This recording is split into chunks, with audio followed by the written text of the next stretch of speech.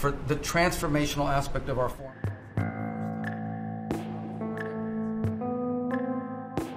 চারিদিকে চলছে ক্যামেরার আলো। মন্ত্রিসভার বৈঠকে বসে আছেন দেশের সবচেয়ে ক্ষমতাশালী মানুষটি, যুক্তরাষ্ট্রের প্রেসিডেন্ট ডোনাল্ড ট্রাম্প। একজন একজন করে মন্ত্রিসভার সদস্যরা করছিলেন তার প্রশংসা, আর শেষ বক্তা ছিলেন পররাষ্ট্রমন্ত্রী মার্কো রুবিও। ঠিক তখনই ধীরে ধীরে নুয়ে আসে তার চোখ, যেন দুপুরের নরম ঘুমের টান তাকে টেনে নিয়ে যাচ্ছে। অথচ এর কয়েক মিনিট আগেই তিনি যথারীতি স্লিপি জো বা ঘুমকাতুরে জো বলে উল্লেখ করেন সাবেক প্রেসিডেন্ট বাইডেনের কথা। মাঝে মধ্যেই ট্রাম্প তার দেয়া বক্তব্যে পূর্বসূরি ডেমোক্রেট প্রেসিডেন্টকে ডেকে থাকেন এ নামেই। তিনি বৈঠকে বেশ দৃঢ়তার সঙ্গে আরো বলেন, 25 বছর আগের তুলনায় এখন তিনি আরো বেশি চাঙ্গা। সংবাদ মাধ্যম CNN এর প্রতিবেদনে প্রকাশ পেয়েছে এ তথ্য।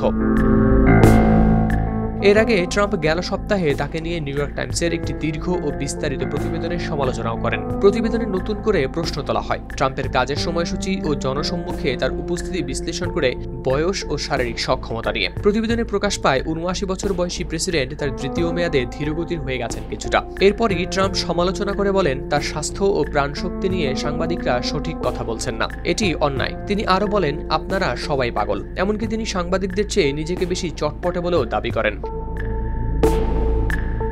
কিন্তু এ কথা শেষ হতেই পাল্টে গেল দৃশ্য, যেন অজান্তেই ভারী হয়ে এলো তার শরীর। আশপাশের শব্দ স্থিমিত হয়ে গেল, প্রশংসা ধ্বনি উঠলেও তার চোখ বারবারই নুয়ে আসছিল। বাণিজ্যমন্ত্রী যখন ট্রাম্পের অভূতপূর্ব সাফল্যের গল্প বলছিলেন, তখনও তার চোখ করছিল পিটপিট। আবার শিক্ষামন্ত্রী লিন্ডা ম্যাকমাহন এবং স্বাস্থ্য ও মানবিক পরিবেশ সেবা মন্ত্রী রবার্ট এফ কেনেডি জুনিয়র যখন বক্তব্য দিচ্ছিলেন, তখন দেখা যায় ট্রাম্প প্রায় 10 থেকে 15 সেকেন্ড ধরে চোখ বন্ধ রেখে হয়ে আছেন স্থির। এরপর ধীরে ধীরে চোখ নাড়ান বা সম্মতিসূচক মাথা নাড়েন।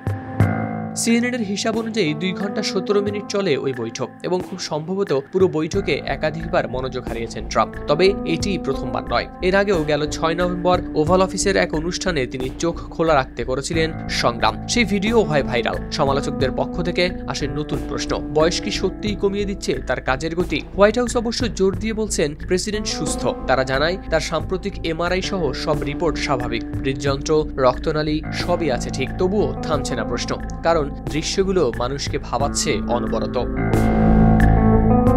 হাওলাদার শামীম, RTV।